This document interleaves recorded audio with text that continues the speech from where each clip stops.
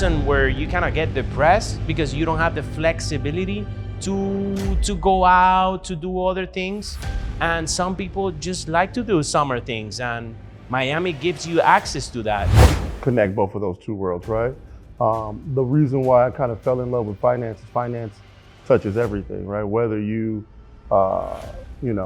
interest rates can affect how much you pay for a product in the grocery store, right? And so everything kind of is interconnected. Work-life balance, right? You're working hard, whether it's a startup, a project, a job, whatever it might be. At any moment in Miami, you can push a button and be on vacation, right? The piece that's forgotten is that, Web3 and crypto aren't going away, and they're going to probably be more integrated in the financial services system or ecosystem, in the future. I think that Miami will vastly benefit from that. During the pandemic, I actually got the opportunity, the Citibank Foundation and others kind of reached out to CDFI leaders like myself and said, how can we help the small business community? We all knew that PPP and EDIO weren't necessarily reaching some of the real mom and pop small businesses that we wanted to make sure we're able to last through this turbulent time.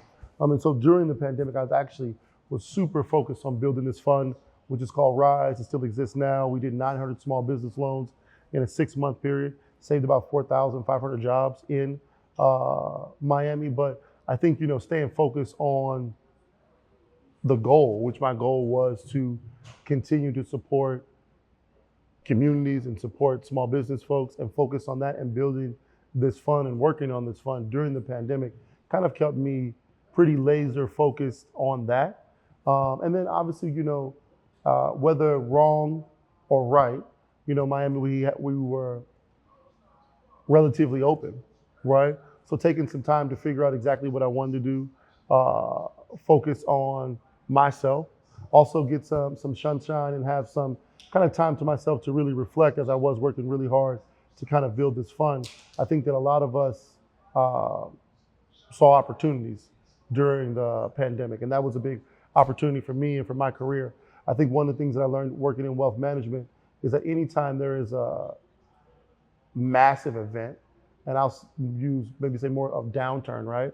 Whenever there's a downturn in the financial markets, there's always a massive opportunity in that, right? If a stock drops by whatever percent, the opportunity is to buy the stock now cheap, right? And to wait. I think that in life, that's really a real life lesson, when there are bad times or some turbulence like the pandemic, it also opens up a host of opportunities.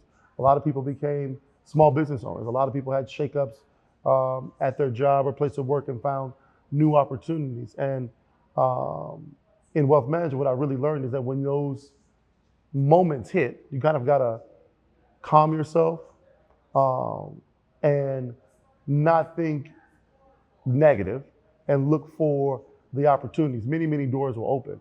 And it's all about, are you prepared enough? Do you have enough money saved to take advantage of those opportunities, right? The housing crisis, although bad, massive opportunity for individuals if you did want to buy a home. Homes were a lot cheaper then, right? And so I think that the pandemic, I was able to be calm, see the opportunity, and the opportunity was to build this fund. The fund won some regional and national awards that really helped. I think my career then led to that job after that and the job after that. And so I think that, again, in any moment, whether it's a pandemic, a financial crisis, to kind of really be calm, not let the negativity, if it is a negative moment, overtake you, but to look for the opportunities for you and your family to take advantage of, to kind of move forward because, hopefully, the sun will shine tomorrow. That's a good way to put it, for sure. But, sometimes doubts might get in the middle, especially, and this is just giving some light to locals, because recently, after the pandemic and when the city started gaining some more advanced traction, really going fast, some people, they feel they were getting like leaving behind. They Mhm. were left behind. And it's not that they were left behind, it's just like it's normal for a city that is in the verge of being a big city to a metropolitan area to have this increased demand until the market kind of creates a balance within its own ecosystem. I'm pretty sure, and this is just historical data on all the big cities, you see all the metropolitan areas, you see that they reach a peak and then they found a balance where the same city started creating its own ecosystem with that peak that created. And that happens in all the markets. And you mentioned a couple of the opportunities that those kind of markets give you, like the stock market. When some stock, obviously you got to do your own due diligence Yeah, yeah. when reviewing financial um, opportunities, and especially in stocks. But if stock like a company, to say something in like Apple, goes down a few points, that company is gonna do something to bring it back up. And if the market here in Miami goes a little bit down or a lot down, you never know. The city itself will find again another way to go up, just because it just keeps creating an That's a circle ecosystem. of life, right? What goes up must come down, right? Some of those like old sayings are very true, right? I think that Miami has seen a boom and an influx of people that has caused the prices for real estate and especially single family homes to be inflated. And I think the single family home thing is a little bit more of an issue because we don't have any more land to build, right? You can't build into the Everglades, and our single family home opportunity is really in Broward County because there's more space and land there. Um, but I think that hopefully, things will cool down.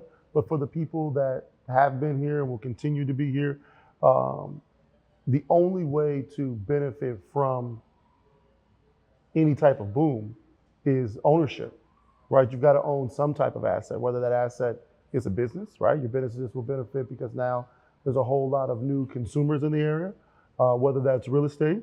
Cost of real estate will go up if there's more people.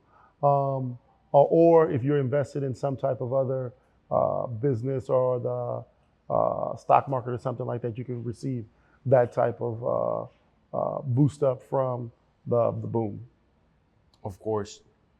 And now that, well, I have the blessing to live in downtown Miami. And I always thought about this. And maybe because I do envision myself living for a long time here in downtown specifically, just because of the way things are moving. And Mhm. I seen how the city is evolving every single day and growing.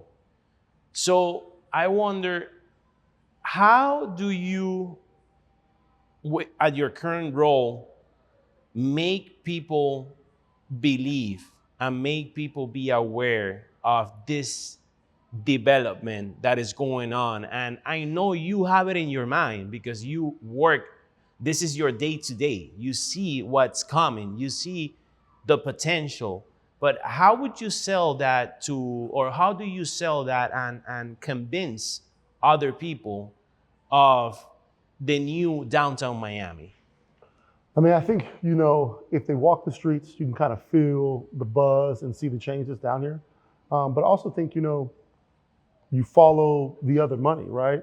Waldorf Astoria building that's going up down here. I mean, that's a pretty reputable brand that I think has done their due diligence.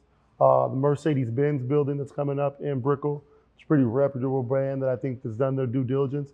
And then Citadel and King Griffin, right? Him moving his operations to Miami and saying that Miami will be a future financial services hub, which I think it always was a financial services hub, especially for Latin America. But I think now moving to a more global level and really becoming more competition for New York and the investments from MyX on the trading floor that they're building in Wynwood. I think it's, you add in all those factors, it becomes really, really obvious on the trend that's changing here. I think you try to look for things that can cause some type of turbulence, which for Miami, I mean, I think the turbulence that we will always be affected by is, we were talking on the elevator, it's climate change, right? Hurricanes and different things like that, that's our existential crisis, right? Outside of affordability. But I think that, with Tech Month going on, all the dinners, the people that are building amazing products here, I believe in people. And I hope and pray that we are able to find some solutions to keep this place above water. But in the meantime, I think that we all got to do our own part at trying to do that as well, right? Trying to be as, waste conscious and energy conscious as we possibly can be. But as I talk to people about Miami, I get companies from the UK that are looking to move here. There's just a ton of opportunity. And as the financial services sector continues to grow here, whatever your business might be, like your business could be construction or logistics. Both of those businesses, especially on the large scale, they require large amounts of capital, and they require sometimes big loans, bonds, different things like that. Well, when market makers like Citadel and others are here, it gives you the opportunity, like we talk about with networking. You might go to lunch in downtown Miami and bump into or sit next to a banker that can fund your product or fund your dream. With AZ16 moving here and having their office on the beach, the VCs and the venture capital is here. The proximity also is really, really important, right? For you to be able to connect with people that can help you finance or even just put you in the right direction to build your dream. I think that's what's really brewing in this ecosystem that will make it special. And if you're a business person, again, that's the opportunity. The DDA, we have an incentive program. We give grants for companies to move to Miami. And a lot of the companies are very appreciative and want the grant dollars, right? Money is money. But the most important, the most impactful thing that we can do is connect them with businesses that they can do business with, because that might be a lot more than $50,000 or $100,000 grant, right? That could be $1 million business deal. That's worth a lot more than just a grant. And I think that all of this activity that's going on in Miami right now, there's a book by a friend of my dad, and it's called Action Has No Season. It's just all about taking continuous action. If you continuously take action, good things will happen. And I think that Miami right now is just running over with action-oriented people, people looking to take action, and then a ton of people who can fund that action, which creates a very, very unique business environment. And this is the #1 place in the world for a small business to exist, especially when I travel across America on, consulting or conferences and looking at economic development. The opportunity we have here, just from the wealth that's already here and the tourists that come here, is a truly unique opportunity from a small, mid-sized, and large business perspective that I'm not sure really many places in the world even have.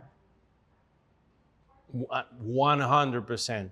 100%, because I've seen it.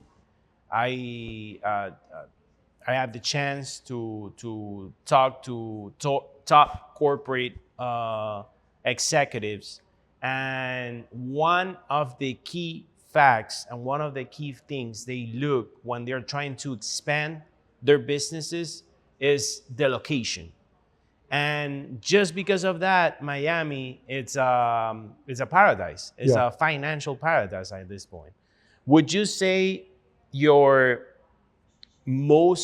community that from within the big community that Miami is, the community that attracts you the most from here in Miami is the business community, or what would you be your favorite one? I think my favorite community is always just going to be the people, right? Whether they're business people, working, fitness. I think that I just care about the people, and I care about people being happy. I care about people having opportunity, because opportunity is what I think we're all looking for. So I think that that's first.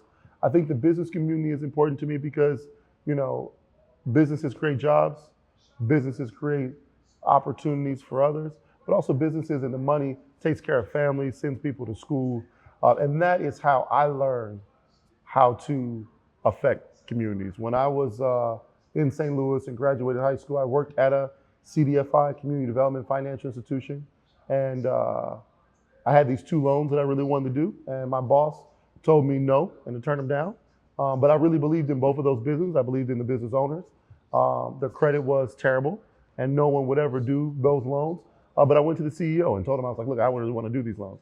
And he said, if you like them, let's do them. And both of those businesses wind up being vastly successful. They sent their kids off to colleges. And that's how I realized, you know, we all have our own different way in which we can affect the communities we cared about. I just realized through that vehicle and finance was my way to make the difference in the communities that I cared about. To create an impact. Yeah. To create a positive impact in the community. And not only in the community, bro, like I feel like when you create that and you get excited about that, about creating a positive impact on the communities, you are growing within yourself. Like you are growing as a person, you are growing as a professional. You're Oh man, getting the more things I know experience. about businesses that I've never worked in or never will work in. You know, I think that's the biggest thing too, is you gotta always be learning and be willing to learn, right? You know, I think that that's what separates people. Sometimes I think that there's a misnomer that, you know, we graduate college and that's the end and we never learn anymore. And I think if you do that, yeah, people will run past you. But if you continue to learn, you got to continue to add, you know, additional skill sets to your toolbox. And by working with other people, I've been able to learn a lot from other people, see other people be successful, and also, you know, celebrate that success with them. And everybody has something to teach you. Definitely. I truly believe that we shouldn't be judgmental beings. We should be just more like being open-minded, and being kind of acknowledging the existence of the others, Yep. so you could be like a sponge and get all that feedback, all those insights from everybody.